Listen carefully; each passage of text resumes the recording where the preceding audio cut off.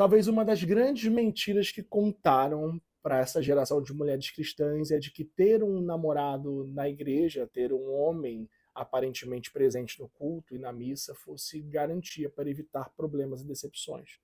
Mas a verdade é que grande parte das mulheres estão cada vez mais frustradas e decepcionadas com homens que têm aparência cristã, mas que na prática são lobos em pele de cordeiro. Oi, meu nome é Leonardo, sou professor e terapeuta, e aqui nesse canal nós falamos sobre cura de mulheres cristãs, sobre amadurecimento, sobre relacionamentos e desenvolvimento pessoal, para mulheres que realmente querem conquistar a felicidade de um jeito coerente e de acordo com os seus valores. Esse tema é um tema muito polêmico e aqui eu quero deixar claro para você desde o começo que eu não estou fazendo um lobby contra homens da igreja. Esse vídeo, na verdade, ele traz também uma característica de denúncia sobre homens que estão na igreja, mas não vivem como deveriam viver a partir de uma experiência cristã. Homens que estão transvestidos de personagens para enganar a cada uma de vocês. E, nossa, como eu recebo mensagens constantes de mulheres que foram verdadeiramente traumatizadas por homens que conheceram dentro da igreja, talvez num culto ou numa missa. Homens que comungavam, homens que pregavam a palavra, homens que exerciam ministérios, mas que venderam uma falsa ideia para cada uma dessas mulheres e que elas, uma vez confiando neles, acabaram se machucando e conhecendo e vivendo verdadeiros pesadelos em suas vidas. Esse é um grande perigo, portanto, dos tempos atuais, porque uma coisa que toda mulher precisa aprender e compreender é que, sim, se você tem valores cristãos, se você tem uma fé cristã, é ideal que você conheça alguém que também professe a sua fé, mas que não apenas professe, mas que queira aplicar na vida o sentido de ser cristão. Porque, do contrário, você vai ter acesso a mais um cristão de IBGE. Um cara que não está disposto a tratar você bem, mas quer tirar vantagem da suposta condição cristã que ele te oferece para poder acessar você, a sua intimidade e depois te deixar completamente destruído. Você já passou por algo assim? Você conhece alguém que passe por algo assim? Porque essa verdade ela é muito presente. A realidade onde homens usam da fé para poder manipular. Promessas como santidade, castidade, discursos bonitos sobre experiência com Deus, mas que não se materializam dentro do namoro.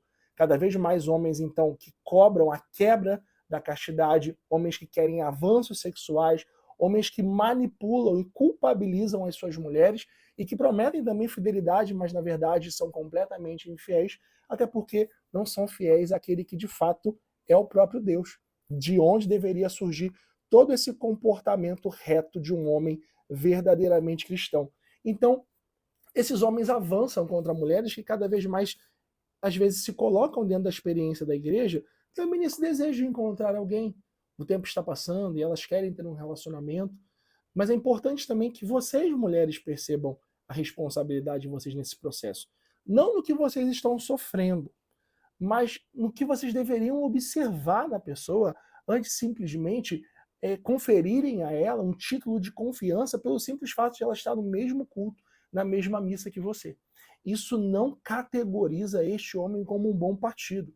Pode ser sim um sinal de partida, mas é importante que você o classifique pelas ações e não somente pelas palavras. Por isso eu sempre oriento a mulheres cristãs, a mulheres de um modo geral, que não tenham pressa em se relacionar, seja dentro de um relacionamento cristão ou não. É necessário você observar de acordo com o tempo se aquilo que é prometido é de fato realizado, se as promessas elas realmente se materializam nas atitudes.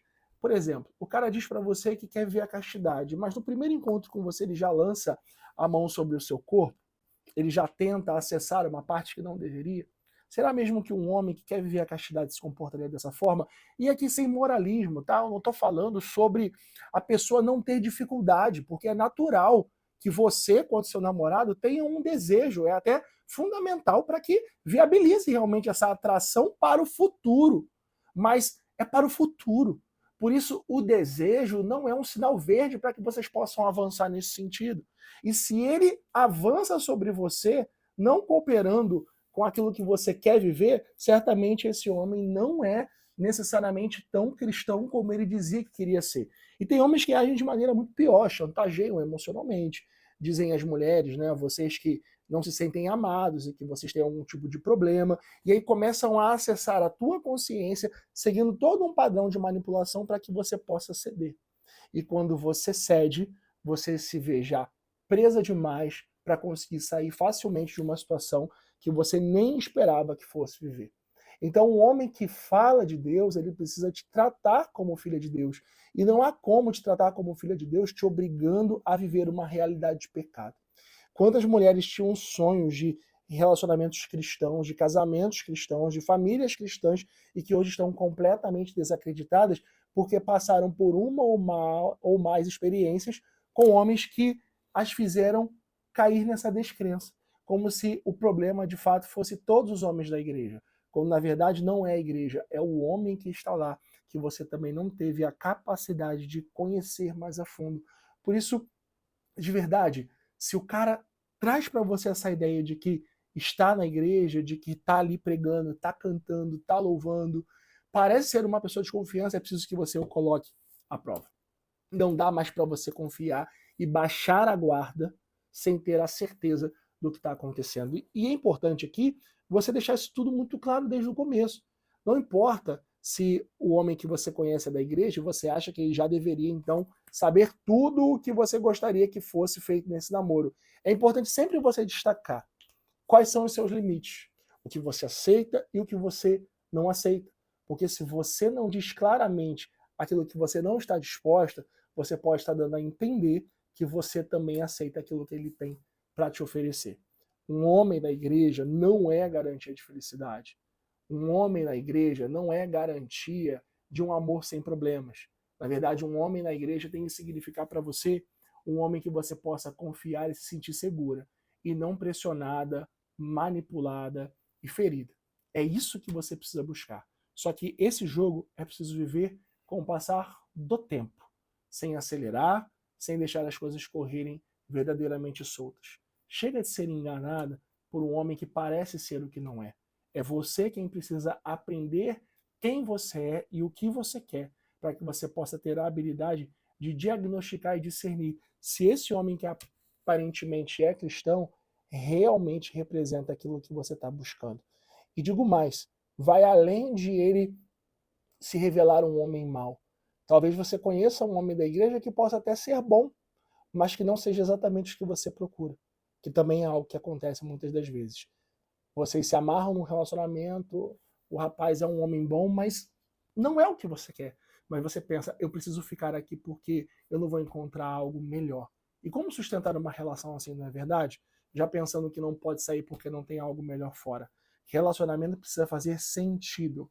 Precisa haver valores, precisa haver vontade, mas também precisa haver conexão.